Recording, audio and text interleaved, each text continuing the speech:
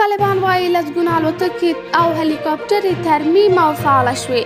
سلام علیکم قدرمنو لیدونکو، په یوه نوي او تازه خبر کې درته ښه راغلاست وایم. هیله لرم ویډیو تر پایه راسره وګورئ او چینل هم سبسکرایب کړئ.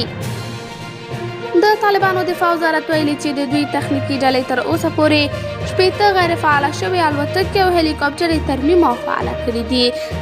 دا خبره د یاد وزارت وایاند عنایت الله خوارزمي رسنیو ته کړې. هغه ویلي تازه د دفاع وزارت تخنیکي ټیم یوه چټل هندۍ هلیکاپټره چې له کاره لوېدلې وه بیرته فعاله کړه.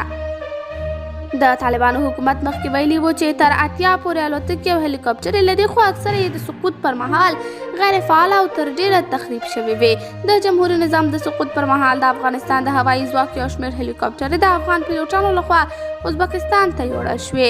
امریکا ویلي چې اجازه نه ورکوي دا هلیکاپټرې طالبانو ته په لاس ورشي. قدرمنو لیدونکو، تاسې په هکله څه نظر لرئ؟